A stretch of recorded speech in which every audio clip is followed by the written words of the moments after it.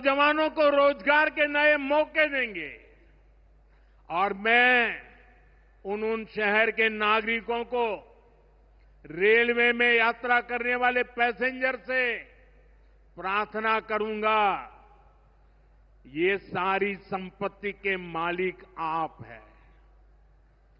कभी भी वहां गंदगी न हो, इस संपत्ति का नुकसान न हो, क्योंकि आप उसके मालिक हैं। साथियों, इंफ्रास्ट्रक्चर बनाने के लिए जो पैसा सरकार खर्च करती है, वो रोजगार भी बनाता है, व्यापार कारोबार भी बढ़ाता है। जो हजारों करोड़ रुपए सरकार लगा रही है, ये पैसा मजदूर की जेब में जा रहा है, ये दुकानदार को मिल रहा है, दुकान और फैक्ट्री में काम करने वाले लोगों को मिल रहा है। रेत, बजरी, सीमेंट, ये सारी चीजें ढोने वाले ट्रक, टेम्पो चलाने वालों को भी इससे फायदा होता है। और जब ये इंफ्रास्ट्रक्चर बनकर तैयार हो जाता है, तो फिर अनेक गुना और फायदे होते हैं।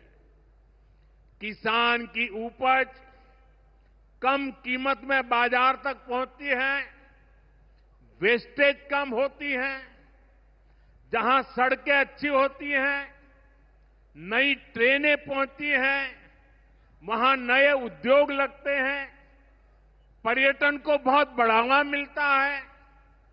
यानी इंफ्रास्ट्रक्चर पर लगने वाले पैसे से हर परिवार का, खास तौर पर हमारे नौजवानों का सबसे अधिक फायदा होता है।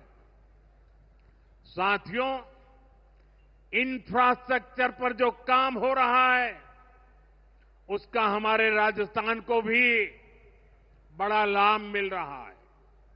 आज राजस्थान के गांव-गांव में अच्छी सड़कें बन रही हैं, बॉर्डर के इलाकों में भी शानदार सड़कें बन रही हैं।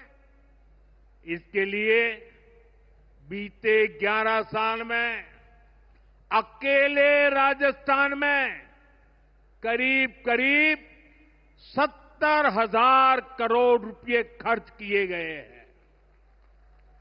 राजस्थान में रेलवे के विकास के लिए भी केंद्र सरकार इस साल करीब 10,000 करोड़ रुपए खर्च करने जा रही है। ये 2014 से पहले की तुलना में 15 गुना अधिक है। अभी थोड़ी देर पहले ही यहां से मुंबई के लिए एक नई ट्रेन को हरी झंडी दिखाई गई है। आज ही कई इलाकों में स्वास्थ्य, जल और बिजली से जुड़ी योजनाओं का शिलान्यास और लोकार्पण हुआ है। इन सारे प्रयासों का लक्ष्य है हमारे राजस्थान के शहर हो या गांव तेजी से उन्नति की ओर बढ़ सके। राजस्थान के युवाओं को उनके शहर में ही अच्छे अवसर मिल सके। साथियों, राजस्थान के औद्योगिक विकास के लिए भी डबल इंजन सरकार तेजी से काम कर रही है। अलग अलग सेक्टर्स के लिए यहां भजनलाल जी की सरकार ने नई औद्योगिक नीतियां जारी की है। बीकानेर को भी इन नई नीतियों का लाभ मिलेगा। और आप तो जानते हैं, जब बीकानेर की बात आती है तो बीकानेरी भुजिया का स्वाद,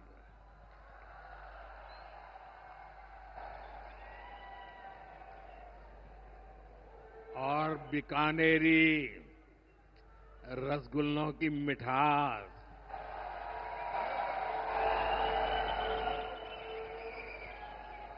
विश्व भर में अपनी पहचान बनाएगी भी और बढ़ाएगी भी। राजस्थान की रिफाइनरी का काम भी अंतिम चरण में है। इससे राजस्थान पेट्रोलियम आधारित उद्योगों का प्रमुख हब बनेगा। अमृतसर से जामनगर तक जो 6 लेन का इकोनॉमिक कॉरिडोर बन रहा है, वो राजस्थान में श्रीगंगानगर, हनुमानगढ़, बीकानेर, जोधपुर, बाड़मेर और जालोर से गुजर रहा है। दिल्ली मुंबई एक्सप्रेसवे का काम भी राजस्थान में लगभग पूरा हो गया है।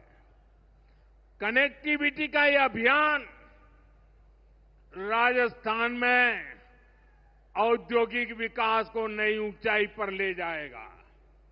साथियों, राजस्थान में पीएम सूर्यघर मुफ्त बिजली योजना भी तेजी से आगे बढ़ रही है। इस योजना से राजस्थान के 40,000 से ज्यादा लोग जुड़ चुके हैं। इससे लोगों का बिजली बिल 0 हुआ है और लोगों को सोलर बिजली पैदा करके कमाई का नया रास्ता भी मिला है। आज यहां बिजली से जुड़े कई प्रोजेक्ट का शिलान्यास और लोकार्पण हुआ है। इनसे भी राजस्थान को और ज्यादा बिजली मिलेगी। बिजली का बढ़ता उत्पादन भी राजस्थान में औद्योगिक विकास को नई गति दे रहा है।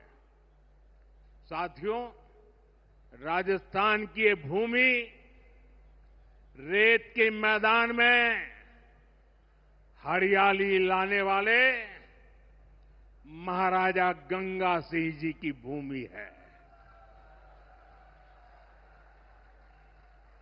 हमारे लिए पानी का क्या महत्व है, यह इस क्षेत्र से बेहतर भला कौन जानता है।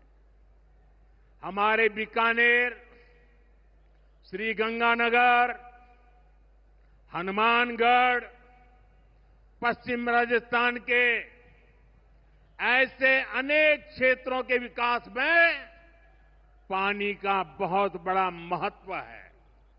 इसलिए एक तरफ हम सिंचाई परियोजनाओं को पूरा कर रहे हैं और साथ ही नदियों को जोड़ रहे हैं। पार्वती, काली सिंध, चंबल लिंक परियोजना से राजस्थान के अनेक जिलों को लाभ होगा। यहां की धरती, यहां के किसानों को फायदा होगा। साथियों,